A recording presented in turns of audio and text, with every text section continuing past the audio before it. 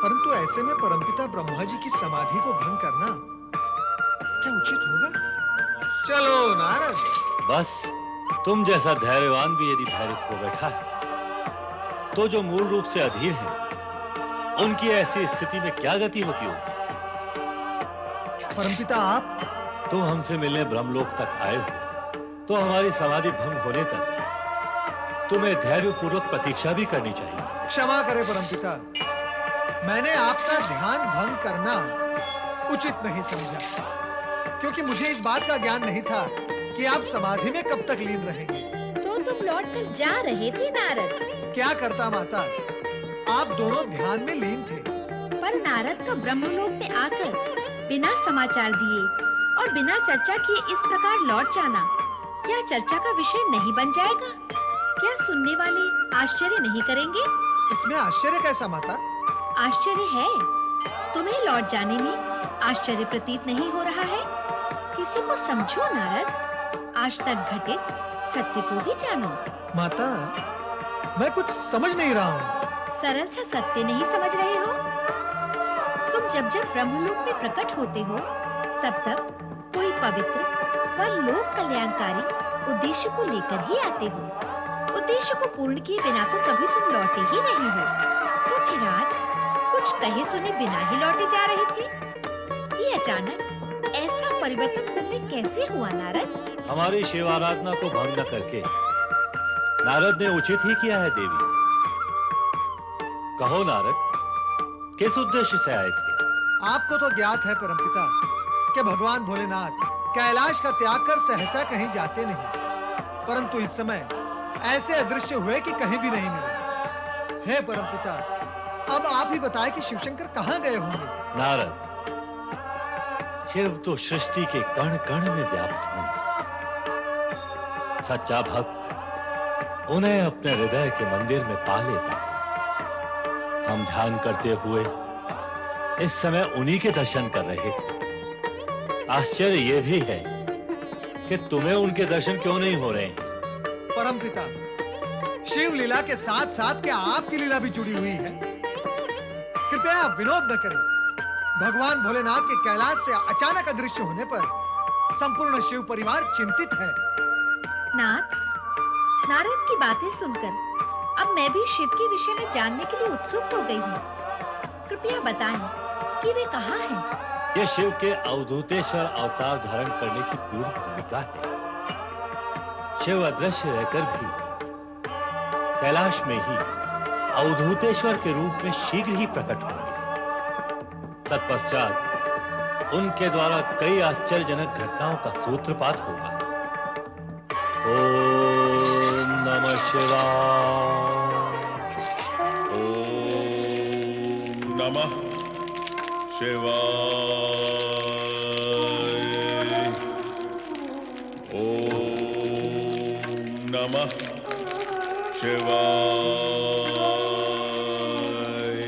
ओम नमः शिवाय। ओम नमः शिवाय। ओम नमः शिवाय। ओम नमः शिवाय।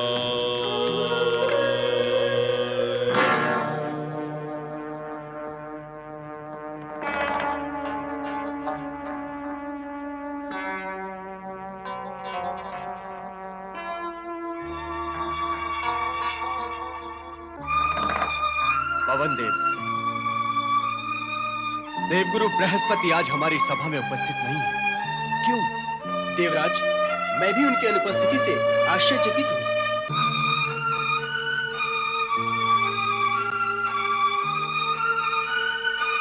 वरुण देव, आपका क्या कहना है इस विषय में?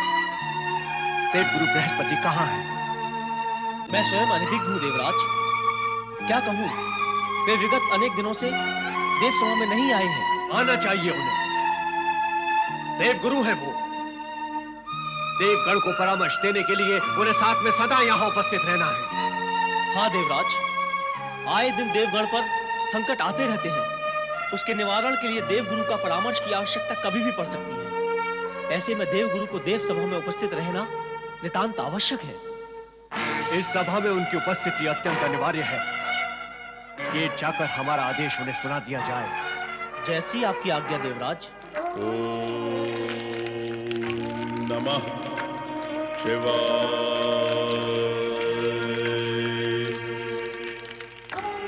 ओम नमः शिवाय।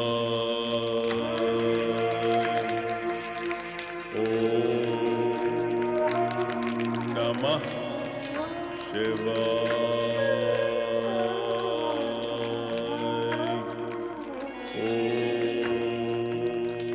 नमः शिवाय।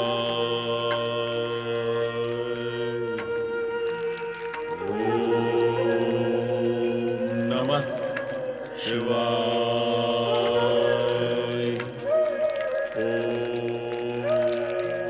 नमः शिवाय।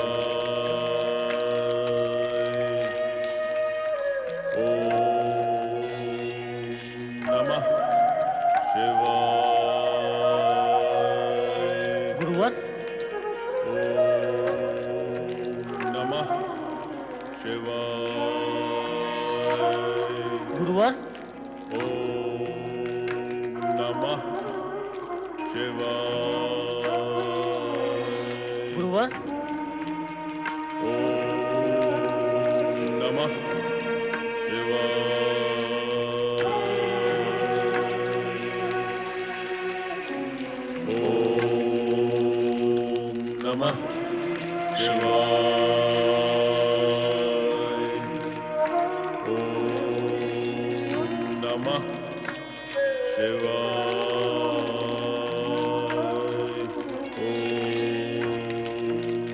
नमः शिवाय।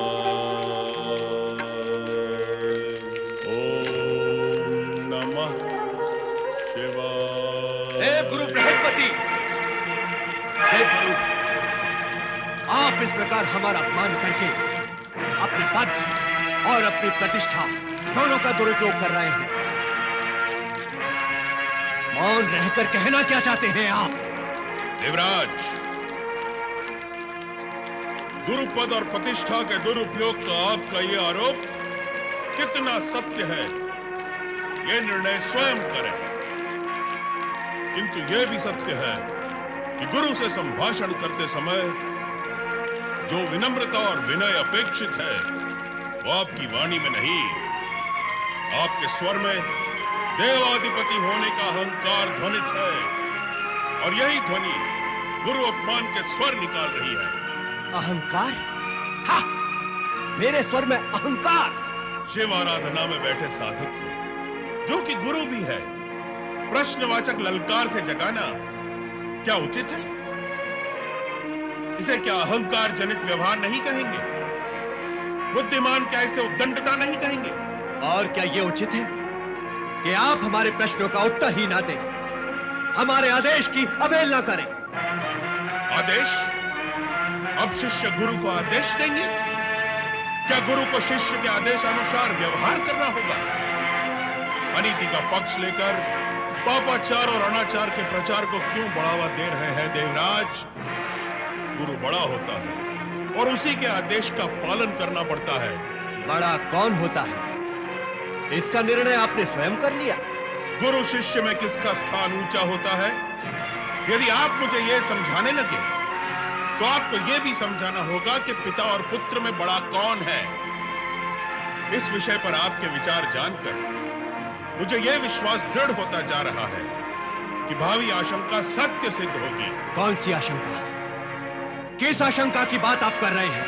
आपको यह ज्ञान नहीं है, पर मुझे यह ज्ञान है।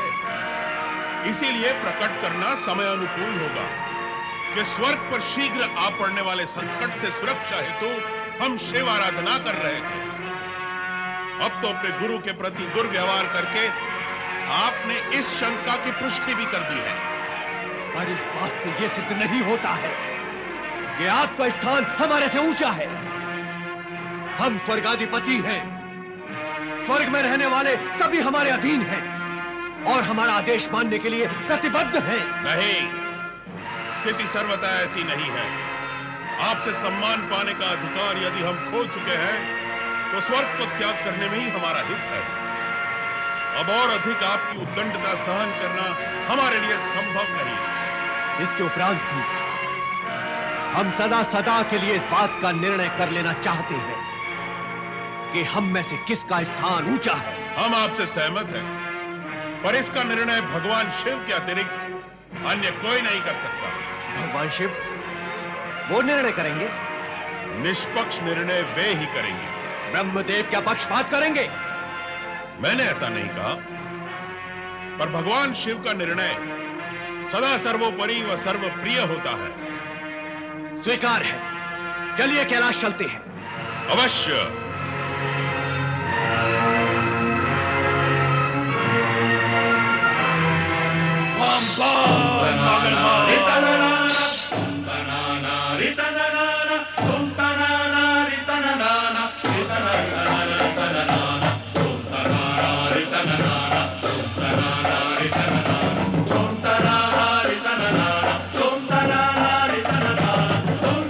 हम भगवान शिव के दर्शन करना चाहते हैं।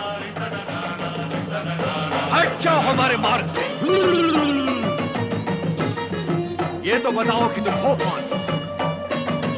हमने कैलाश पर इससे पूर्व ऐसे नंग धड़ंग प्राणी को कभी नहीं देखा। जानते नहीं हो कि हम कौन हैं? हम हैं देवराज इंद्र और यह है देवगुरु बृहस्पति। बताओ कि शिव अपने समाधि स्थल पर हैं अथवा नहीं। हम दोनों उनके दर्शन करने के लिए आए हैं।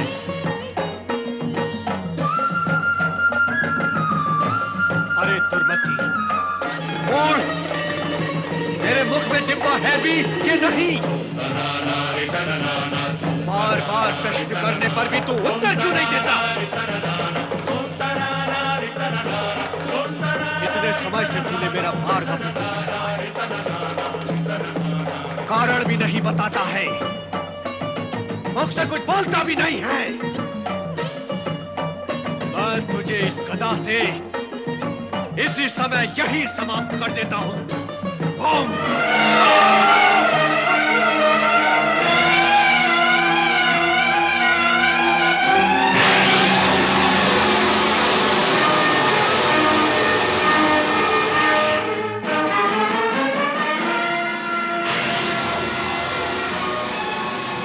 सावधान देवराज, आपके अहंकार ने भगवान शिव की क्रोधाग्नि को उत्तेजित कर दिया है। इनसे क्षमा मांगकर इनके क्रोध को शांत करें। भगवान मुझे क्षमा करें। भगवान मुझे क्षमा करें। भगवान मुझे क्षमा करें। दीन रक्षक दीनानाथ महादेव, इंद्र आपके चरणों में नतमस्तक है।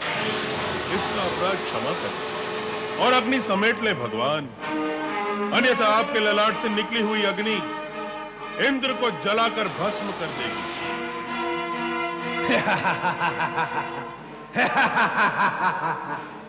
देवगुरु बृहस्पति, क्या सर्प अपनी त्यागी हुई केचुल पुनः धारण करता है?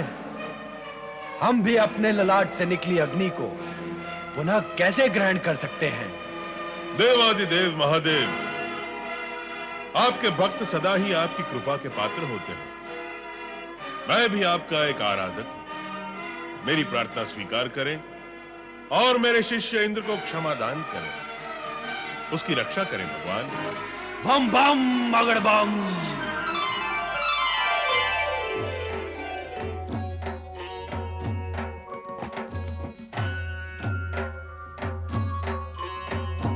देव गुरु बृहस्पति, मैं तुम पर प्रसन्न हूं, इसीलिए वरदान देता हूं कि इंद्र को जीवन दान देने के कारण तुम्हारा एक और नाम जीव के रूप में प्रसिद्ध होगा।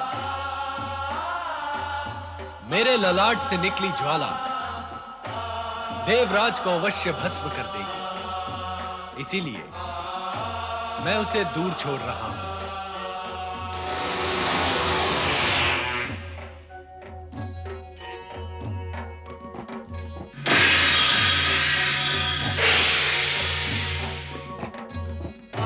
क्षमा करें भगवान, क्षमा करें, क्षमा करें।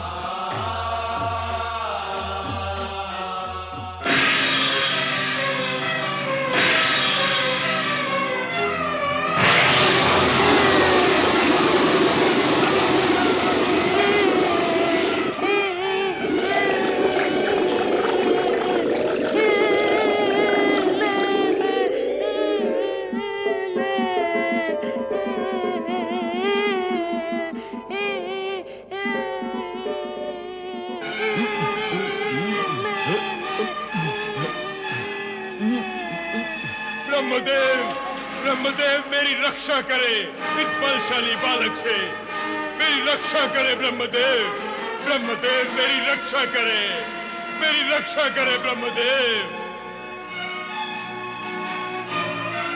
भयभीत न हो समुद्र देव, ये बालक मुझे दे दे।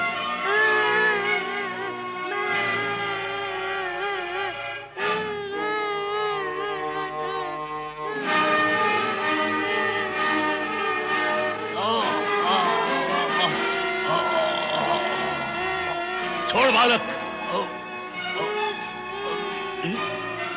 शुक्राचार्य, दैत्य गुरु शुक्राचार्य।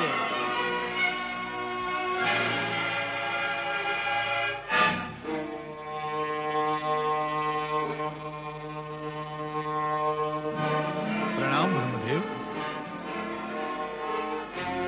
दैत्य गुरु शुक्राचार्य, आप इस दैत्य जैसी शक्ति वाले बालक को संभालें, अन्यथा इस सृष्टि में प्रलय मचा देगा। परमपिता ब्रह्मदेव, जल में प्रकट होने तथा आपकी आंखों में जल प्रकट करने के कारण इस शक्तिशाली बालक का नाम दैत्यराज जलंधर होगा।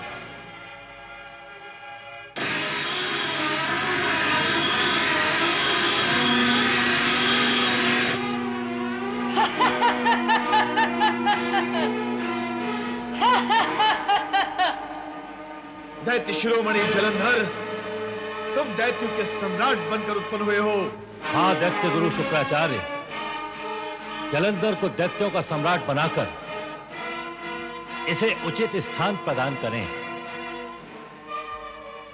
समुद्र देव, आपका यह पुत्र जलंधर अब त्रिलोक पर राज करेगा। हाँ। आओ मेरे साथ। विधि ने यदि विधान में यही लिखा है तो ऐसा ही होगा। देवराज इंद्र की जय, देवगुरु बृहस्पति की जय, देवराज इंद्र की जय, देवगुरु बृहस्पति की जय, देवराज इंद्र की जय, देवगुरु बृहस्पति की जय। आसन ग्रहण करें गुरुदेव। देवगण, आज मैं आपको एक महत्वपूर्ण समाचार सुनाता हूं, जिसे सुनकर आप सभी प्रसन्न हो जाएंगे। तो शीघ्र ही बताइए देवराज। हाँ हाँ शीघ्र बताइए देवराज। ऐसी सूचना सुनने के लिए हम सब अधीर हैं। देवगुरु बृहस्पति से हमारे मतभेद होने के उपरांत भी इन्होंने हमारे प्राणों की रक्षा की। देवगुरु बृहस्पति की जय। पर देवराज, आपके प्राणों पर संकट आया कैसे? रक्षा करने का प्रसंग उपस्थित हुआ कैसे? और रक्षा की किससे? भगवान भोलेनाथ शिव शंकर से। भगवान भोलेनाथ शिव शंकर से? शिवशंकर ने? पर देवराज, शिव शंकर के कारण आपके प्राण संकट में आए कैसे? भगवान भोलेनाथ तो प्राण रक्षक हैं। उनके कारण कभी किसी के प्राणों पर संकट आता ही नहीं। सत्य तो यही है, किंतु विरुद्ध आचरण करने पर रक्षक ही भक्षक भी हो जाते हैं। अर्थात आपने शिव शंकर के सम्मुख कोई अप्रिय अथवा विरुद्ध आचरण किया था? हाँ, अज्ञानवश। किंतु अज्ञानवश किया गया दुर्व्यवहार अप्रिय और दुष्परिणामक तो होता ही है। ऐसी ही स्थिति का निर्माण हो गया था। ऐसे में यदि देवगुरु बृहस्पति ने हमारी रक्षा ना की होती तो शिव शंकर हमें भस्म में कर डालते। शिव प्रकोप से बचना अथवा रक्षा करना भी सरल कार्य नहीं है, किंतु शिव आराधना के कारण भगवान शिव ने हमारी प्रार्थना स्वीकार कर ली और देवराज को भयमुक्त किया है। अब तो मुझे यह स्वीकार करने में किंचित भी संकोच नहीं है कि शिव आराधना से ही शिव कृपा प्राप्त होती है, और जिन्हें शिव कृपा प्राप्त होती है वो ही देवगुरु की भांति चमत्कार कर सकते हैं। अब तो मुझे यह स्वीकार करने में भी किंचित संकोच नहीं है कि हम पर जो संकट आया वो देवगुरु बृहस्पति की अवज्ञा के कारण ही आया। गुरु की अवज्ञा के कारण? हाँ, गुरु का अपमान करने वाले का अपमान होना एक निश्चित सत्य है। इसका कटु अनुभव हमें हुआ है, हम इसके प्रत्यक्ष प्रमाण हैं। इतने पर भी देवगुरु ने अपने मतभेदों का ध्यान ना रखते हुए अपना गुरु कर्तव्य निभाया। हमने क्या किया है देवराज? जो भी हुआ है शिव कृपा से हुआ है। शिव कृपा मुझ पर नहीं, आप पर थी। मैंने स्वयं को आपसे ऊंचे स्थान का अधिकारी समझा, आपका अपमान किया, इसीलिए भगवान शिव मुझसे रुष्ट हुए। किंतु आपके मन में भेद नहीं था, इसीलिए आपने सारे मतभेद बुलाकर शिव कृपा का हमें लाभ देकर हमारे प्राणों की रक्षा की। गुरुदेव, इसके लिए मैं आपका सदा ही आभारी रहूंगा। देवगुरु बृहस्पति की जय। गुरुदेव की जय हो, गुरुदेव की जय हो, गुरुदेव की जय हो, गुरुदेव की जय हो। आयुष्मान भव पुत्र। ये लो, ये गदा है जलंधर, इसे ऐसे पकड़ो। शत्रु पर जब वार करना हो तो उसकी शक्ति को पहचानो, पहचानो कि वो कितना बलशाली है। अब तुम मुझे मारोगे, यहां मारो, यहां मारो। अब मैं तुम्हें मारता हूं, तुम्हारे शीश पर मारता हूं, संभालो। अति उत्तम, अति उत्तम। अब तुम मुझे मारते हुए आगे बढ़ोगे, मारो मुझे।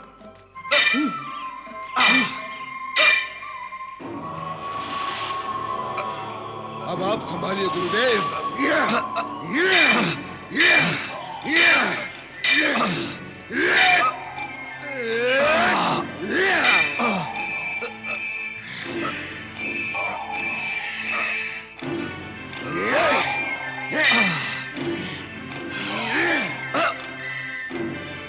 धन्यवाद जलंधर, गदा युद्ध में अब तुम निपुण हो गए।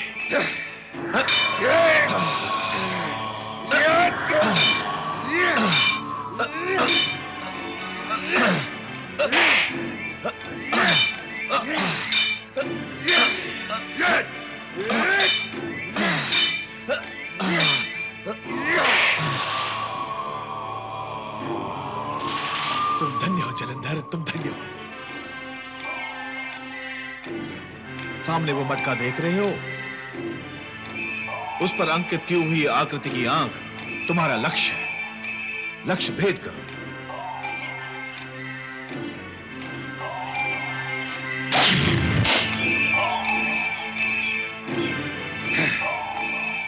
जलंधर, ये वायु अस्त्र है, मंत्र पढ़कर सिद्धि करो।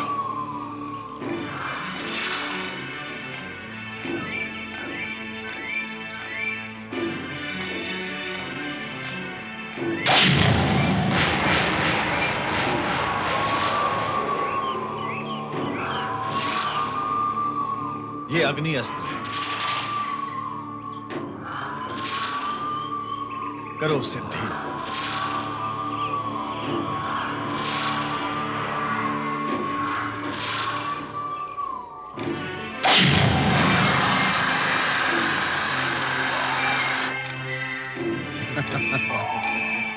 ये मेघास्त्र है, करो जल की वर्षा।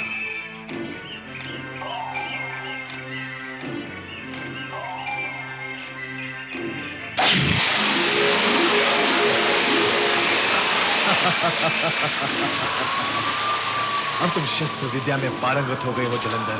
आप जैसे गुरु से शिक्षा प्राप्त करके कौन पारंगत नहीं होगा? अब शीघ्र ही तुम्हारी विजय यात्रा आरंभ होगी जलंधर। देवर्षि का स्वागत है। पधारे देवर्षि। देव ऋषि के आगमन से वातावरण आनंदमय हो गया। देवगुरु, स्वर्ग का वातावरण आनंदमय तो अवश्य हो गया, किंतु पृथ्वी पर एक नया संकट आ गया है। कैसा संकट देवर्षि?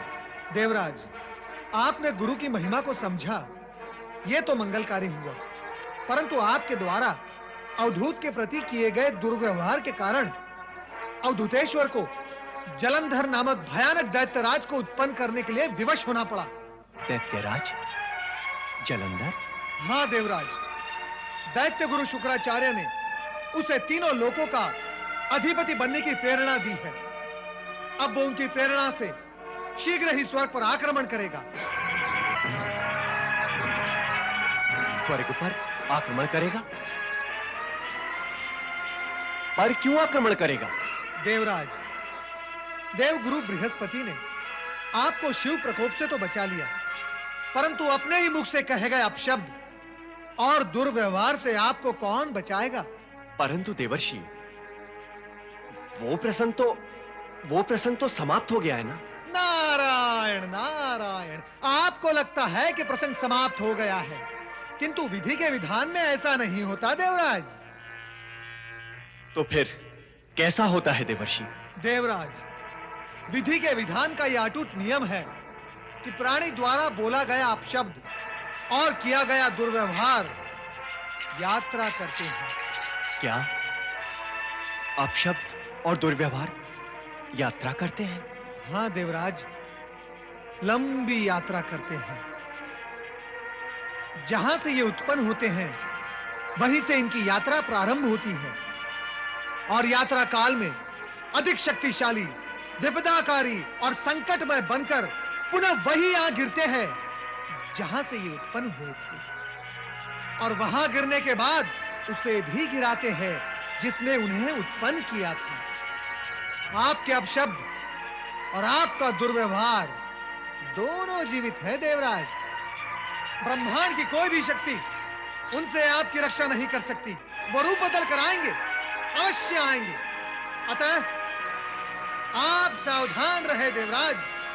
नारायण नारायण। देवगुरु, हाँ देवराज, आपको जलंधर से सावधान रहना हो।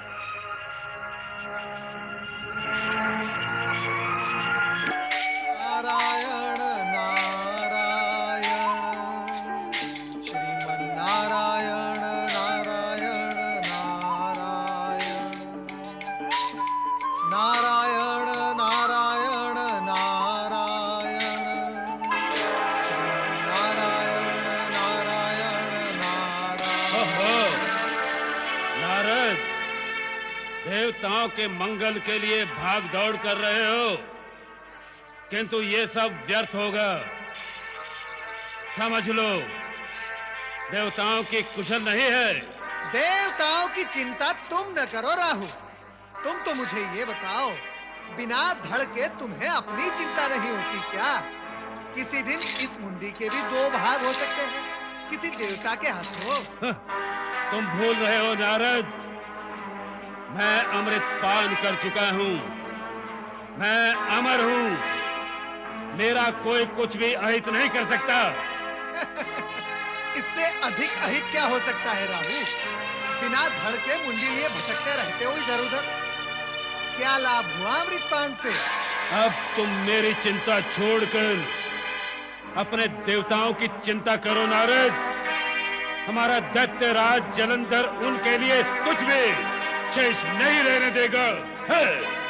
बुद्धि और विवेक का अंश न तुम में है न तुम्हारे दैत्य राज जलंधर में है। तुम दोनों को यह ज्ञान है कि भगवान भोलेनाथ और श्रीहरि विष्णु का संरक्षण देवताओं को प्राप्त है, फिर भी अज्ञानियों की भांति व्यवहार करते हो। नारायण नारायण। यदि तुम्हारे दैत्यराज जलंधर ने अनुचित आचरण किया तो निश्चित रूप से वही होगा जो सदा से होता आया है। क्या होगा? असुरों का विनाश और देवताओं की विजय। नारायण नारायण। जलंधर, मेरे पास अस्त्र शस्त्र संबंधी जो भी ज्ञान था वो मैंने तुम्हें दे दिया। मेरा ज्ञान, तुम्हारा महाबल और चतुराई अब तुम्हें जगत विजेता बनाने में समर्थ है।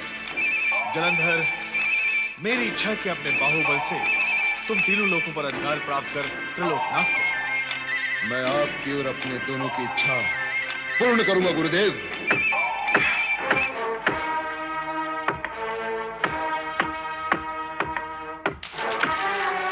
ठहरो,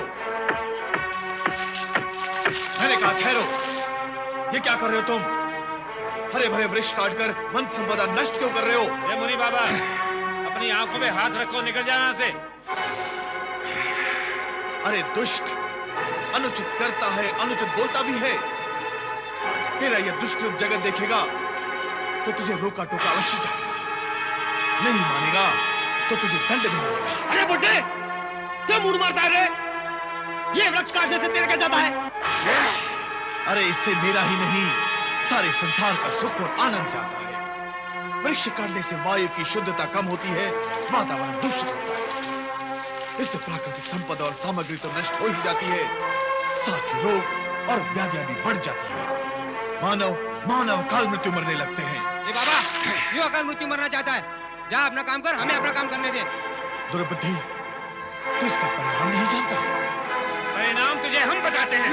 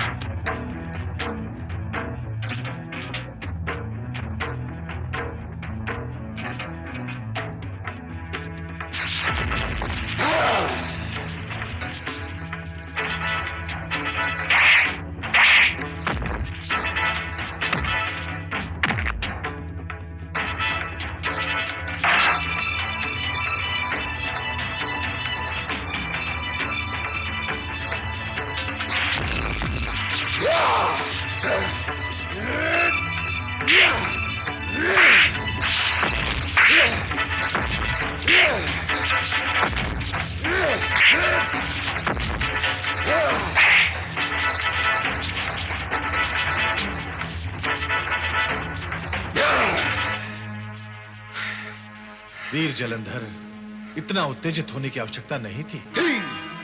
आवश्यकता थी इसकी।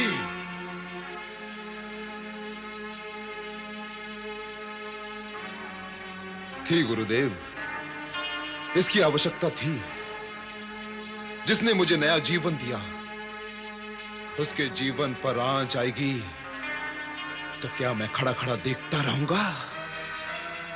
नहीं, कदापि नहीं गुरुदेव। जो मेरे गुरुदेव का अपमान करेगा, मैं उसके जीवन का विराम ही कर दूंगा। हाँ गुरुदेव,